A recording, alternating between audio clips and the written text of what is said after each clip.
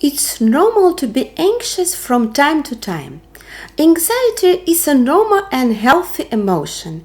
Feeling a little anxious before a big exam, for example, might focus your mind and motivate you to work harder. But if it becomes too much, it could make you feel sick, disrupt your sleep, and leave you with a pondering mind when the exam begins. Anxiety like this is a very common problem and it's on the rise. But what should you do if anxiety no longer seems like a reasonable response and becomes overwhelming or doesn't seem to have a cause? Today I am talking about anxiety awareness and in particular the vicious cycle of anxiety. I am a psychologist and therapist and I make videos on psychology and mental health topics.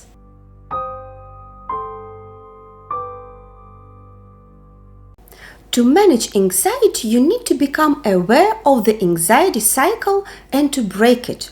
So let's talk about it first. Anxiety or fear is an emotion or feeling.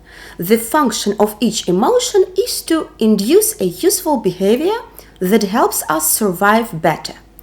An emotion, therefore, serves to set a behavior in motion.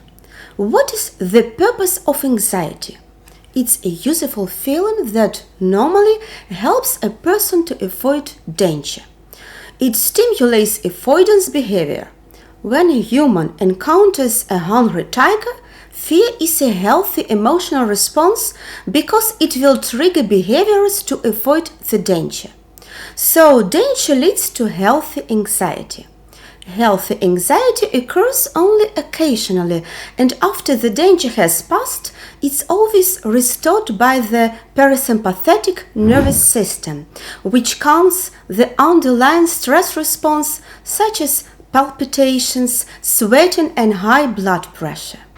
Pathological anxiety interferes with the ability to cope successfully with life challenges. Anxiety is an excessive and unfocused fear that may be triggered by a variety of stimuli. Anxiety caused by stress may persist long after the trigger is removed or arise with no trigger at all. It is an emotion that arises with positive and negative stress. Without stress, there is no anxiety.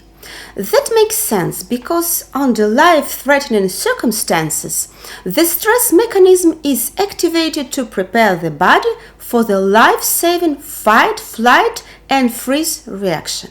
So anxiety never occurs without stress, while stress can occur without anxiety.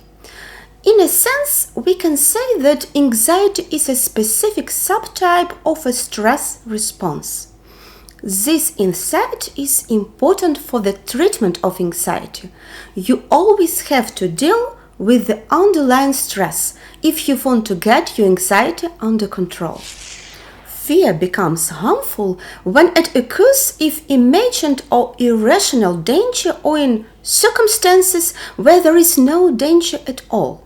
Unhealthy fear quickly becomes dormant or chronic because it's no longer linked to a real danger that requires a flight response, but to a perceived danger. So a vicious cycle arises. The vicious cycle begins with the anxiety-provoking situation. This situation can be something external, such as a job interview, a trip, a social event, or any other event happening in the future that you are worried about. Anxiety can also be provoked by something internal, such as a physiological sensation, a thought about something you are worrying about, an image or an unpleasant emotion. It is also very common to be anxious about feeling anxious, so you can react to the imagined danger. Many people use safety behaviors to avoid normal, non-dangerous situations. Examples of avoidance include skipping class to avoid giving a presentation, using drugs or alcohol to numb feelings, or procrastination on challenging tasks. Avoidance of the anxiety-producing situation gives an immediate sense of relief. The symptoms of anxiety lessen, but only temporarily. The fear that initially led to avoidance worsens. A sense of control over your own life reduces, and the brain learns that when the anxiety-producing situation is avoided, the symptoms go away. As a result, avoidance becomes increasingly difficult to resist, and the anxiety continues to grow worse.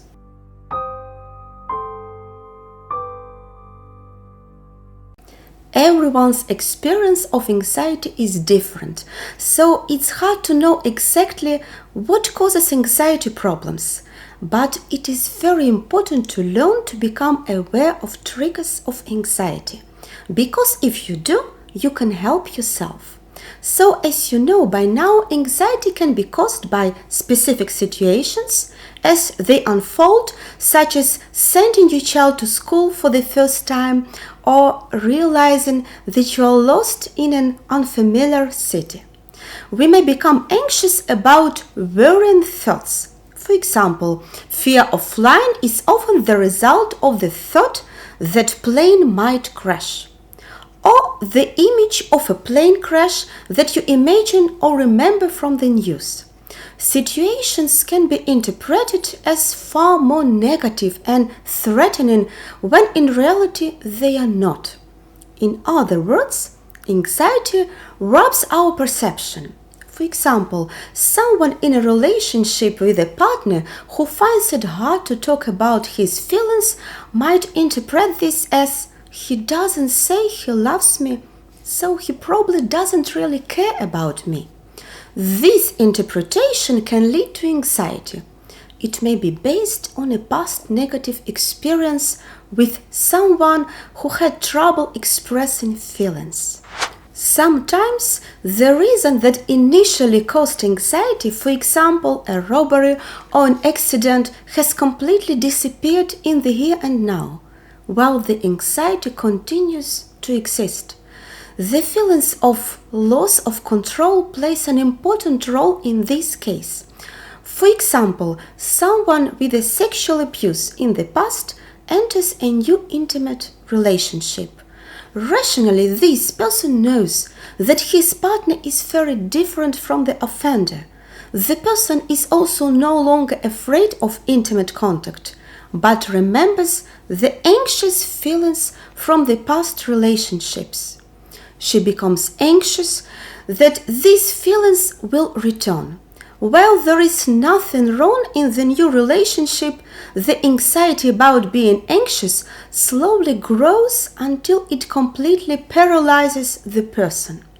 As a result, the anxiety can have a negative impact on the new relationship in the long term. So, the anxiety about being anxious undermines a sense of control. Usually there is a mixture of the different types of anxiety. It may be helpful to ask yourself which form is predominant.